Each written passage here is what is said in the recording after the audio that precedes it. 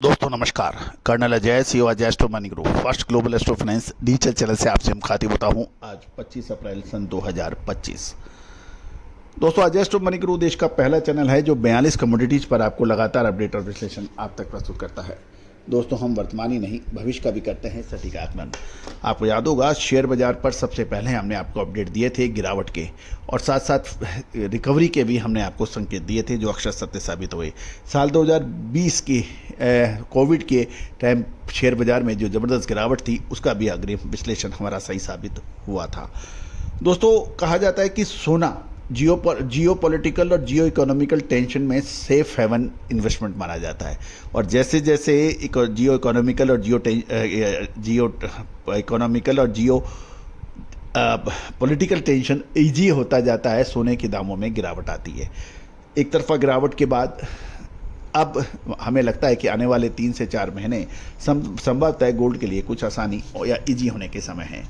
एक तरफ चाइना ने खबर दी है, अमेरिका ने भी अब कुछ महत्वपूर्ण परिवर्तन और रिलैक्सेशंस की बात कही है। चीन ने भी अमेरिकी वस्तुओं को 125% शुल्क जो चाइना ने काउंटर टैरिफ लगाया था अमेरिकी वस्तुओं पर 125%, उसका अब कुछ उसमें रियायत देने की बात हो रही है। इसका सीधा असर किन पर पड़ सकता है? इससे सीधा असर इकोनॉमिकल कंडीशंस पे पड़ता है, कैपिटल मार्केट पे पड़ता है। और कहा जाता है दोस्तों यदि आप इकोनॉमी को समझना चाहते हो तो उसमें 2 महत्वपूर्ण बिंदु होते हैं, एक कैपिटल मार्केट, दूसरा होता है मनी मार्केट। जब कैपिटल मार्केट ऊपर होगा तो मनी मार्केट ऑटोमेटिकली नीचे हो जाएगा, जब कैपिटल मार्केट नीचे होगा तो वैसे वर्षा मनी मार्केट ऊपर हो जाएगा।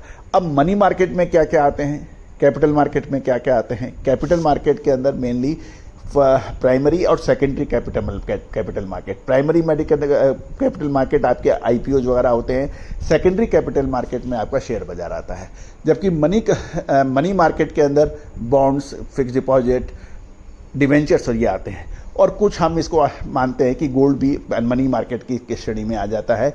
तो जैसे जैसे कैपिटल मार्केट ऊपर जाता जाएगा मनी मार्केट नीचे आता जाएगा, और इसमें गोल्ड भी शामिल है। अब इसका असर आने वाले कुछ समय के अंदर पड़ सकता है। जानिए पूरी रिपोर्ट विस्तार से। दोस्तों अब हम हमारे चैनल पर हर रोज़ कुछ ना कुछ आपको फंडामेंटल पॉइंट्स आपसे डिस्कस करेंगे, आपके लिए लेके आएंगे। उम्मीद है कि आपके लिए ये बेहतर साबित होगा। दोस्तों फाइनेंशियल एस्ट्रोलॉजी यानी भारतीय अनुसंधान पद्धति और फंडामेंटल एनालिसिस का जब संबंध बनता है तो आपको अद्भुत चमत्कारी रिजल्ट देखने को मिलते हैं।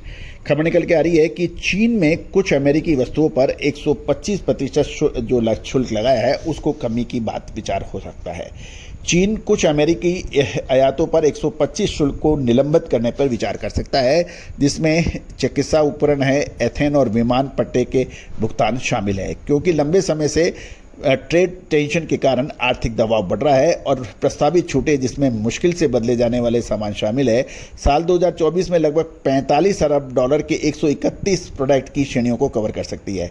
सेमीकंडक्टर से संबंधित सामान की समीक्षा के अधीन है, हालांकि मेमोरी चिप्स को इससे बाहर रखा गया है।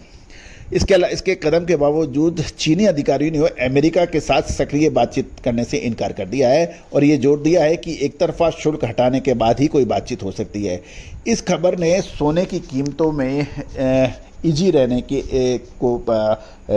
उम्मीद नजर जा रखी है।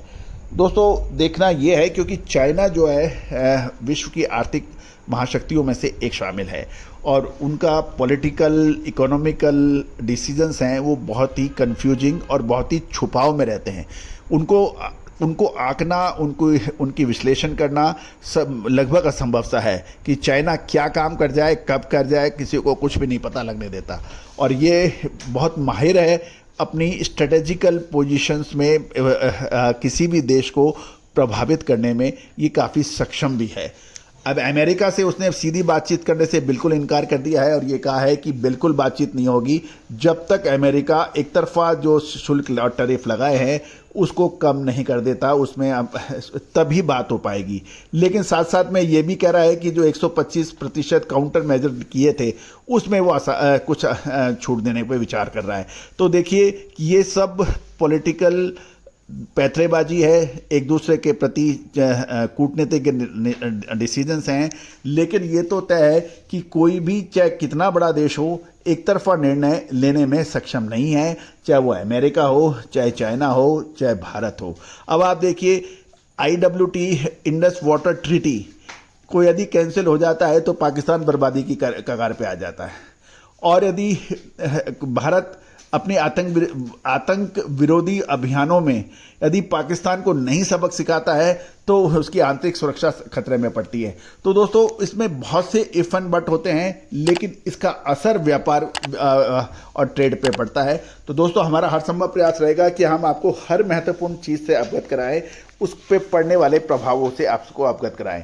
All the very best, good luck, happy trading.